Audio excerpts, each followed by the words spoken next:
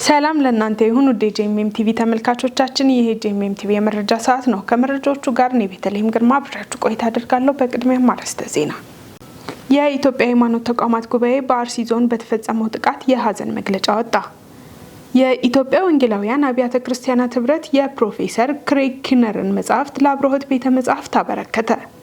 ከውጪ ዩቨርዥን ከዓለም ዋንጫ ጋር የተያያዘ ዓለም አቀፍ የመጽሐፍ ቅዱስ ጥቅስ ውድድር ሊጀምር ነው። እንድትከታተሉን እየጋበዝኩ ወደ ዝርዝር መረጃዎቹ አለፍኩ። የኢትዮጵያ የሃይማኖት ተቋማት ጉባኤ በአርሲ ዞን በተፈጸመው ጥቃት የሀዘን መግለጫ አወጣ። ግንቦት 26 ቀን 2018 ዓ.ም የኢትዮጵያ የሃይማኖት ተቋማት ጉባኤ በአርሲ ዞን በአሰኮ፣ ሽርካ፣ ሆንቆሎ፣ ዋቤና ሙኔሳ ወረዳዎች በንጹሃን ዜጎችና በአብያተ ክርስቲያናት ላይ የተፈጸመውን ግድያና ውድመት በጽኑ አውግዟል። ጉባኤው ባወጣው መግለጫ ለተጎጂ ቤተሰቦች፣ ለኢትዮጵያ ኦርቶዶክስ ተዋሕዶ ቤተክርስቲያን አመራሮች፣ ካህናትና ምዕመናን ጥልቅ ሐዘኑን ገልጾ ፈጣሪ መጽናናትና ብርታት እንዲሰጣቸው ተመኝቷል። በተጨማሪም መንግስት የዜጎችን ደህንነት የማስጠበቅ ኃላፊነቱን በአፋጣኝ እንዲወጣ፣ ለተፈናቀሉና ለአደጋ ተጋላጭ የሆኑ ዜጎች ተገቢ ጥበቃ እንዲያደርግ ጠይቋል። እንዲሁም የጥቃቱ ፈጻሚዎች ለፍርድ እንዲቀርቡና የምርመራው ሂደት ለሕዝቡ እንዲገለጽ አሳስበዋል። ጉባኤው ሁሉም የሃይማኖት ተቋማትና የአካባቢው ማህበረሰብ ድርጊቱን በአንድነት እንዲያወግዙና ለሰላምና አብሮነት እንዲሰሩ ጥሪ አቅርቧል። መረጃው የኢንተር ሪሊጂየስ ካውንስል ኦፍ ኢትዮጵያ ነው። የኢትዮጵያ ወንጌላውያን አብያተ ክርስቲያናት ህብረት የፕሮፌሰር ክሬግ ኪነርን መጽሐፍት ለአብርሆት ቤተ መጻሕፍት አበረከተ። የኢትዮጵያ ወንጌላውያን አብያተ ክርስቲያናት ህብረት በታዋቂው የነገረ መለኮት ምሁር ፕሮፌሰር ክሬግ ኪነር የተጻፉና በፊርማቸው የተረጋገጡ መጽሐፍትን ለአብርሆት ቤተ መጻሕፍት አበርክቷል። የህብረቱ ፕሬዝዳንት ፓስተር ደረጀ ታፈሰ መጽሐፍቱ በሀገር ውስጥ በቀላሉ የማይገኙ በመሆናቸው በአብርሆት ቤተ መጻሕፍት መቀመጣቸው ለተመራማሪዎችና ለአንባቢያን ጠቃሚ እንደሚሆን ገልጸዋል። መጽሐፍቱን ከአሜሪካ ወደ ኢትዮጵያ ያመጡት ዶክተር ፈቀደ አመኑ በበኩላቸው ስጦታው ለተለያዩ የእምነት ዳራ ያላቸው ተመራማሪዎች ጠቃሚ የምርምር ምንጭ እንደሚሆን ገልጸው ወደፊትም ተጨማሪ መጽሐፍት ለቤተ መጻሕፍቱ ለማበርከት ቃል ገብተዋል። በመጨረሻም የአብርሆት ቤተ መጻሕፍት ዳይሬክተር አቶ ሙሉቀን ታሪኩ ለተደረገው ስጦታ ምስጋና አቅርበው ለህብረቱና ለፕሮፌሰር ክሬግ ኪነር የምስጋና ምስክር ወረቀት አበርክተዋል። መረጃው የኢትዮጵያ ወንጌላውያን አብያተ ክርስቲያናት ህብረት ነው። እኔም ለእህቴ የተሰኘው ፕሮጀክት በባህር ዳር የንጽህና መጠበቂያ ድጋፍ አደረገ።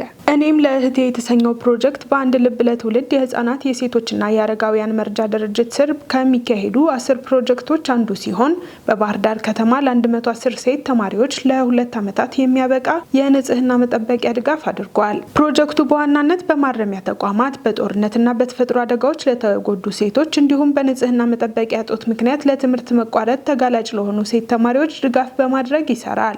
በዚህ መሰረት በባህር ዳር ከተማ በሚገኘው የጊዮን ሁለተኛ ደረጃ ትምህርት ቤት 110 ሴት ተማሪዎች ለ2 ዓመት የሚጠቀሙበት ጥራቱን የጠበቀ የንጽህና መጠበቂያ ድጋፍ ተደርጓል። የድርጅቱ መስራችና ዳይሬክተር ነብይት ማራናታ ተክለሰንበት እንደገለጹት ፕሮጀክቱ ላለፉት 10 ዓመታት ለበርካታ ሴት እህቶች ድጋፍ በማድረግ እፎይታ መፍጠርም ችሏል። ድርጅቱ በቀጣይም በባህር ዳር ከተማና በሌሎች አካባቢዎች ተመሳሳይ የሴቶች ድጋፍ ፕሮግራሞችን በማስፋፋት የተጀመረውን ስራ አጠናክሮ እንደሚቀጥል አስታውቋል።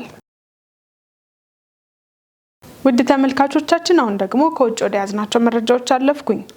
ዩቨርዥን ከዓለም ዋንጫ ጋር የተያያዘ ዓለም አቀፍ የመጽሐፍ ቅዱስ ጥቅስ ውድድር ሊጀምር ነው። ዩቨርዥን ባይብል አፕ በዓለም ላይ ከ1 ቢሊዮን ጊዜ በላይ የተጫነ የመጽሐፍ ቅዱስ መተግበሪያ ሲሆን ከሰኔ 11 እስከ ሐምሌ 19 2026 ድረስ ሚድየር ባይብል ሎጅ በተሰኘ ዓለም አቀፍ የመጽሐፍ ቅዱስ ንባብ ፉክክር ሊያካሂድ መሆኑ ተገልጿል። ውድድሩ ከ2026 የዓለም ዋንጫ የእግር ኳስ ውድድር ጋር በተያያዘ መልኩ ተዘጋጅቷል። በዚህ ውድድር ውስጥ ታዋቂ የእግር ኳስ ተጫዋቾች የምስክርነት መልእክቶችን ያቀርባሉ። ከነዚህም መካከል ካካ፣ ጆዋን ኳድራዶ፣ ሳንቲያጎ ጎሜዝ፣ ሮላንድ ዱራጆ እና ጆርጂኒዮ ይገኙበታል። ውድድሩ የትኛው ሀገር በመጽሐፍ ቅዱስ ንባብ ላይ ብዙ ጊዜ እንደሚያሳልፍ በደረጃ ያሳያል። ተጠቃሚዎች መተግበሪያውን ለ7 ተከታታይ ቀናት ከፍተው ከተጠቀሙ ልዩ ባጌጅ ያገኛሉ። እንዲሁም በዓለም አቀፉ ፉክክር የራሳቸውን ሀገር ይወክላሉ። የዩቨርዥን ብራዚል ማዕከል ኃላፊ ናንዶ ቫሌንቴ እንደተናገሩት ታላላቅ ስፖርተኞች ለውድድር ከመቅረባቸው በፊት ብዙ ልምምድ እንደሚያደርጉ በመግለጽ መንፈሳዊ ሕይወታችንም የዕለት ተዕለት ትጋትን ይጠይቃል ብለዋል። መተግበሪያው በእንግሊዝኛ፣ ስፓኒሽ፣ ፖርቱጋልኛና አፍሪካንስ ቋንቋዎች በስፖርት ጭብጥ ላይ የተመሰረቱ የመጽሐፍ ቅዱስ ማጥኛ እቅዶችን ያቀርባል። እነዚህም በዓላማ፣ በጽናትና በመሪነት ላይ ያተኮሩ ናቸው። የተወደዳችሁ ተመልካቾቻችን የዕለቱ መረጃዎች ከማጠናቀቃችን በፊት አርዕስተ ዜናዎችን ላስታውሳችሁ። የኢትዮጵያ ሃይማኖት ተቋማት ጉባኤ በአርሲ ዞን በተፈጸመው ጥቃት የሀዘን መግለጫ ወጣ። የኢትዮጵያ ወንጌላውያን አብያተ ክርስቲያናት ህብረት የፕሮፌሰር ክሬግ ኪነርን መጽሐፍት ለአብርሆት ቤተ መጻሕፍት አበረከተ። ከውጪ ዩቨርዥን ከዓለም ዋንጫ ጋር የተያያዘ ዓለም አቀፍ የመጽሐፍ ቅዱስ ጥቅስ ውድድር ሊጀምር ነው። የተወደዳችሁ የጄኤምኤም ቲቪ ተመልካቾቻችን ለዕለቱ ያዝናቸው መረጃዎች እነዚህን ይመስሉ ነበር። መረጃዎቹን ወደ እናንተ ያደረስኩት እኔ ቤተልሔም ግርማ ነበርኩ። መረጃውን ያዘጋጀላችሁ ዳንኤል አንተነህ ነበር። ከቀሪ የጄኤምኤም ዝግጅቶች ጋር መልካም ጊዜን ተመኘው።